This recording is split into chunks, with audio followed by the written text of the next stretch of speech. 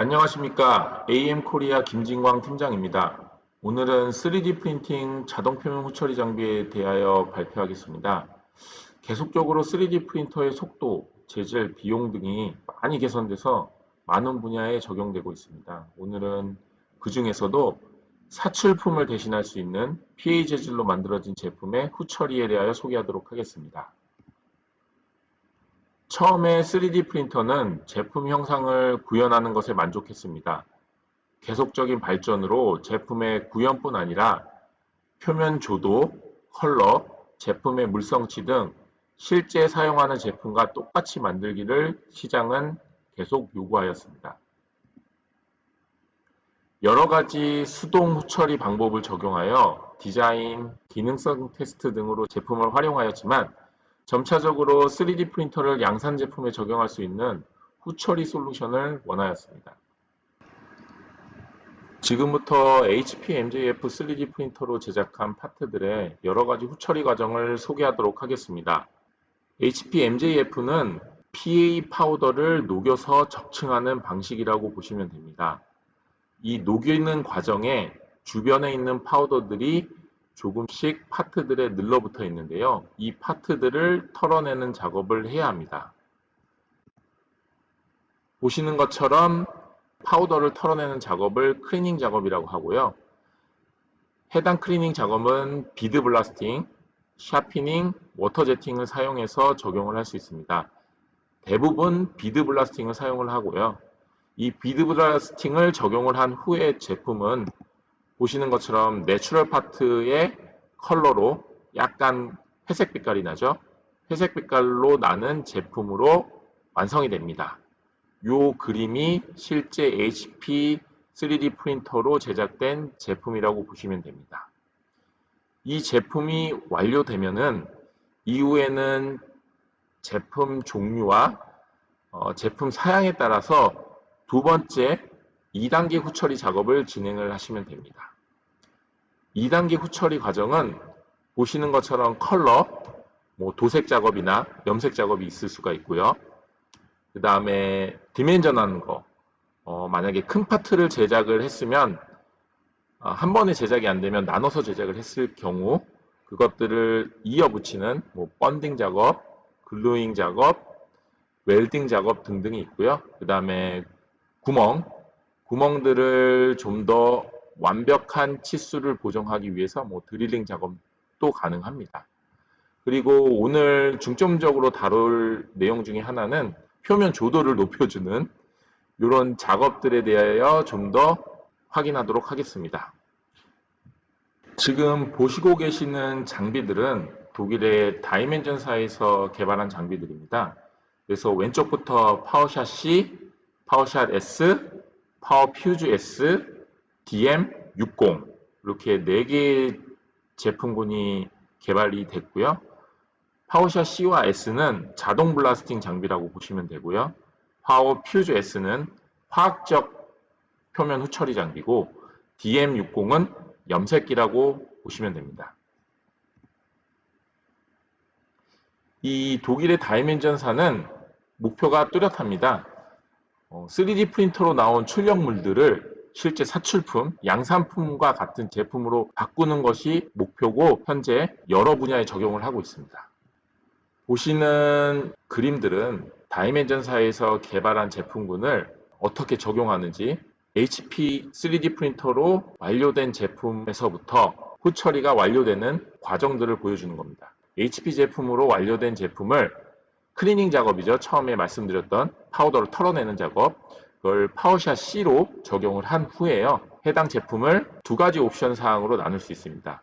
파워샷 S는 물리적인 방법을 통해서 조도를 높여주는 방법이고요. 파워퓨즈 S는 화학적 방법으로 조도를 높여주는 방법입니다. 그래서 제품군에 따라 원하시는 방법으로 나누게 되고요. 이 두 가지 중 한 가지로 완료된 제품들을 DM60이라고 하는 염색 장비로 최종 마무리하는 그런 과정으로 보시면 됩니다. 폴리아미드, PA 재료를 사용하는 건 HP 3D 프린터 외에도 SLS 방식의 3D 프린터도 똑같이 적용을 하신다고 보시면 됩니다. 다이멘전사의 제품군을 좀 더 자세히 살펴보면 파워샷 C, 즉 클리닝하는 자동 블라스팅 장비가 있습니다.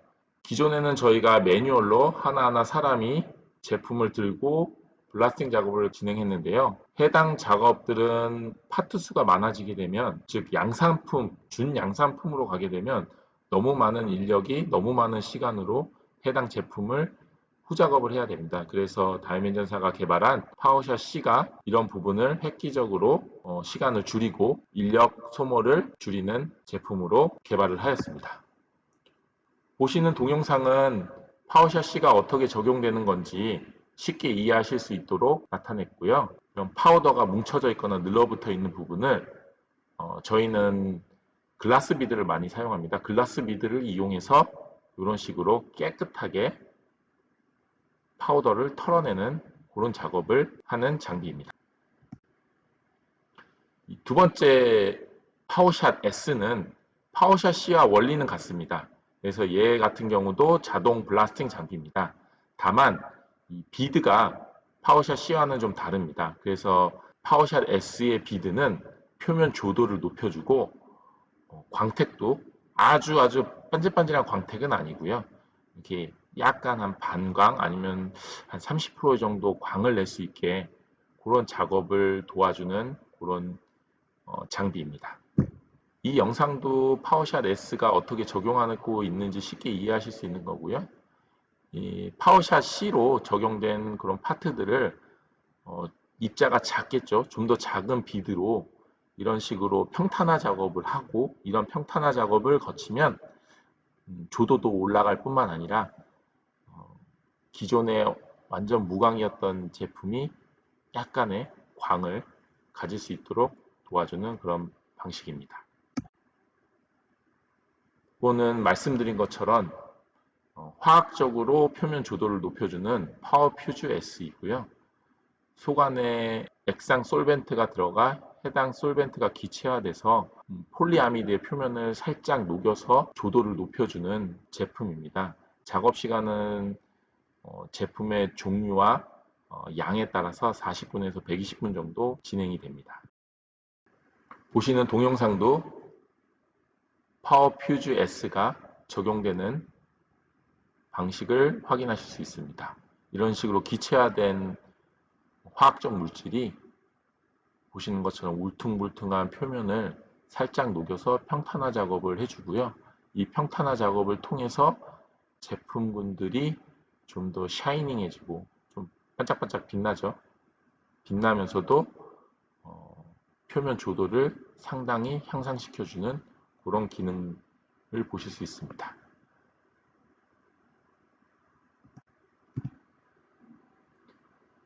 이 데이터는 SLS PA 재료, HPA PA12 재료, TPU 소재를 적용한 데이터로 보시면 되고요.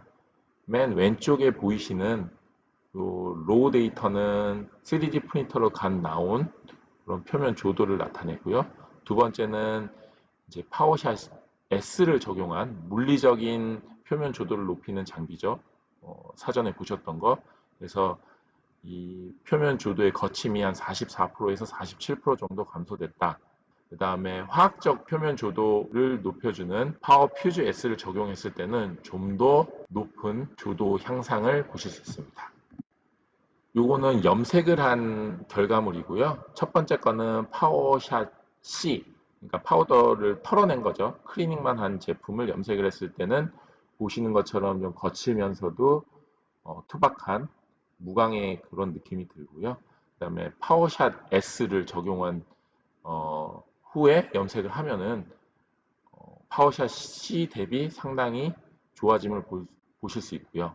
그 다음에 화학적으로 적용한 이런 제품군들을 보시면 정말 저희가 사출품을 보는 것 같이 아주 샤이닝하면서도 매끄러운 표면을 보실 수 있습니다.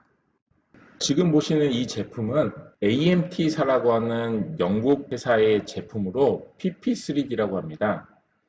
이 해당 장비도 화학적 방법을 통하여 PA 재질로 제작된 제품들의 조도, 기밀성, 물성치 등을 향상시켜주는 장비입니다. 그럼 동영상을 통해서 해당 장비가 어떻게 작용하는지, 적용되는지 좀 더 자세히 살펴보도록 하겠습니다.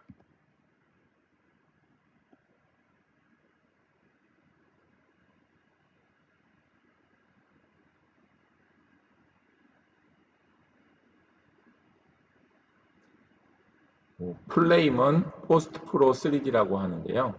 이제 좀 줄여서 PP3D라고 합니다. 그래서 보시는 것처럼 이런 하나의 장비로 구성되어 있고요. 실제 해당 장비를 구축하려면 사이드로 칠러와 익스트랙션이라고 하는 액세서리 부대 장비도 필요합니다.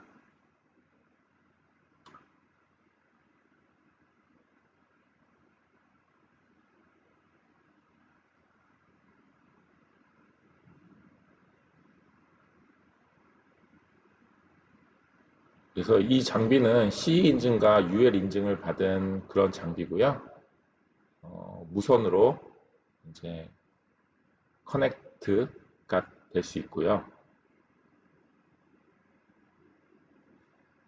그렇기 때문에 24시간 일주일 내내 365일 계속 모니터링 하면서 적용할 수 있는 양산에 초점을 둔 그런 제품이라고 보시면 됩니다. 요 반짝반짝 빛나는 요 캐니스터라고 하는 요 두 가지가 이제 재료가 들어있는 그런 통이라고 보시면 되고요. 하나의 통이 실제 사용되는 그런 솔벤트가 이동하는 거고요. 그 옆에 있는 통은 이 사용된 솔벤트를 다시 회수해서 해당 통에 다시 넣어 폐기하는 그런 통이라고 보시면 됩니다.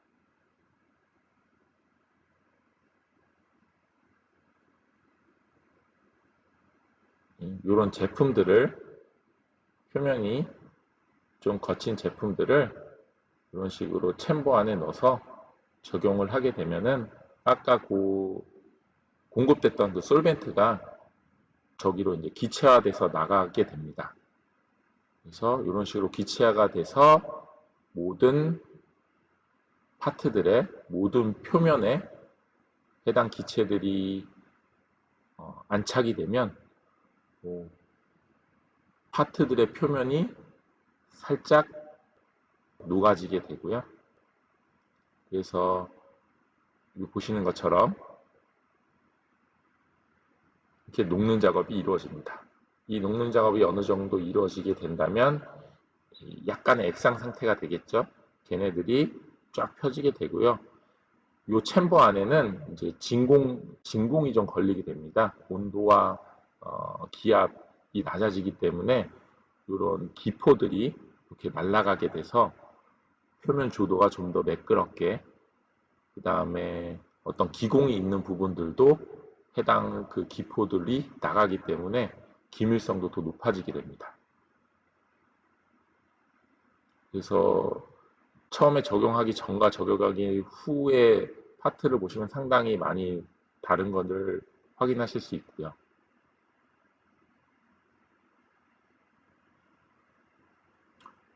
보시는 것처럼 이제 그 재료도 캐니스터라는 그 통으로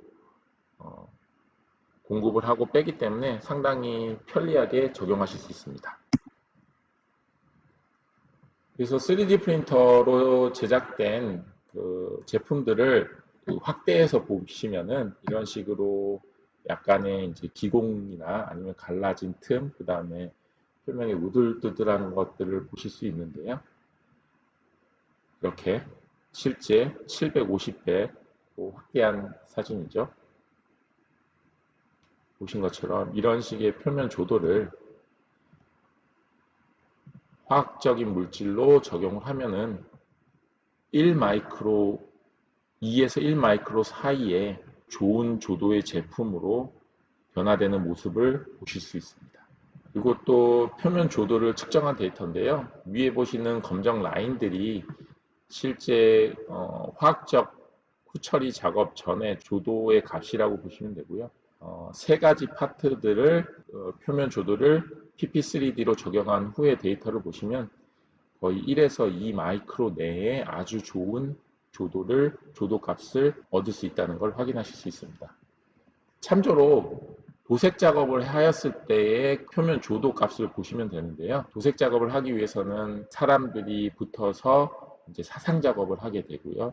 그 다음에 스프레이 건으로 해당 표면을 도색 작업을 해야 되고요.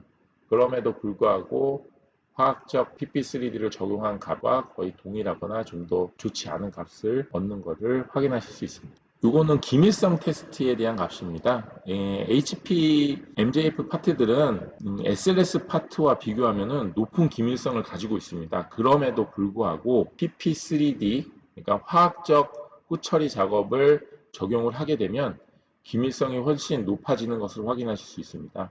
보시는 것처럼 시간이 감해도 이 기밀성이 계속 유지가 되는 것을 확인하실 수 있습니다. 마지막으로 최종 후처리 장비인 염색기를 보시도록 하겠습니다.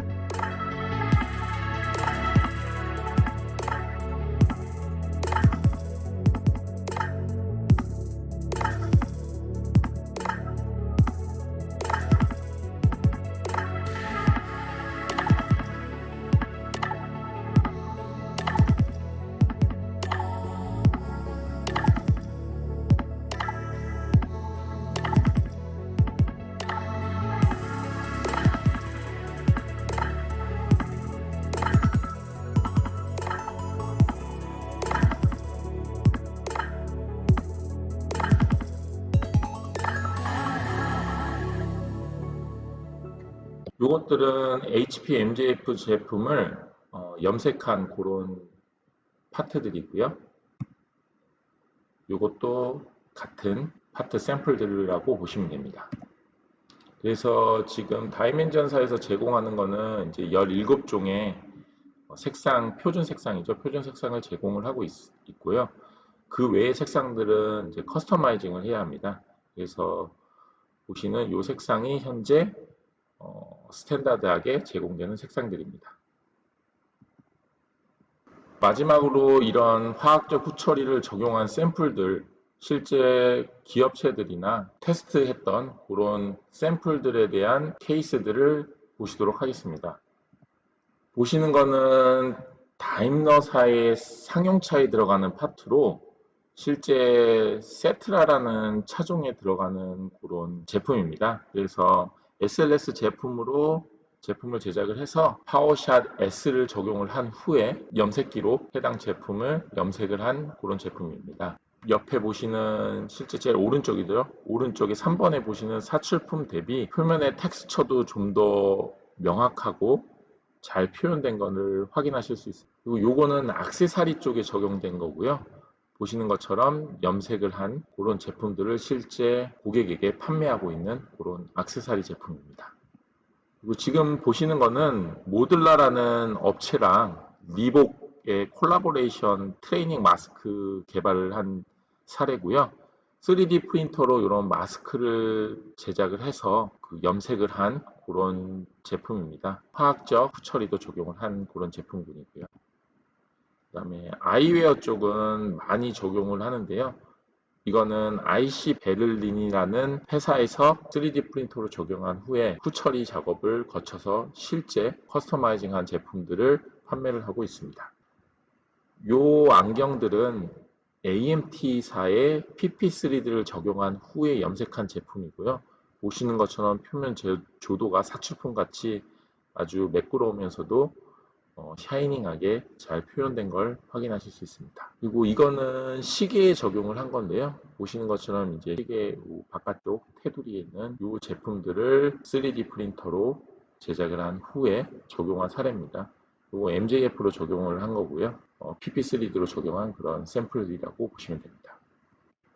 그리고 마지막으로 보신 거는 HP 샘플이고요. PP3D를 적용한 후에 이런 것처럼 이거는 염색을 한 색상이 아니고요. 이거를 화학적으로 적용을 하게 된다면 HP 같은 경우는 백그라운드 색깔이 블랙입니다. 그래서 백그라운드 색깔이 온전히 나타나게 되고요. 파라미터를 어떻게 적용하는 것에 따라서 이런 식으로 샤이닝하게도 할 수 있고, 아니면 이 샤이닝하는 부분을 좀 더 줄일 수도 있고, 그거는 원하는 방향으로 제작을 할 수 있습니다. 이렇게 오늘 후처리에 관련돼서 웨비나에 관심을 가져주시고 시청해 주셔서 감사드리고요. 점점적으로 3D 프린터로 제작된 제품들을 후처리하는 방식은 발전해 가고 있습니다. 그래서 좀 더 편하게, 좀 더 높은 퀄리티로, 좀 더 많은 양을 쉽게 적용할 수 있는 방법들이 나와 있고요. 그래서 이제는 3D 프린터로도 양산을 할 수 있는 정말로 그런 시점이 임박해 있고요. 우리가 알지는 못하지만 공식적으로 발표되지 않은 부분에 많은 제품들이 3D 프린터로 제작이 되고 있습니다. 오늘 보셨던 내용 중에 궁금하신 사항이나 아니면 좀 더 필요하신 부분이 있으시면 저희 이메일이나 전화를 통해서 문의를 해주시면 됩니다. 이렇게 시청해 주셔서 감사하고요. 나중에 좀 더 많은 정보로 찾아뵙도록 하겠습니다. 감사합니다.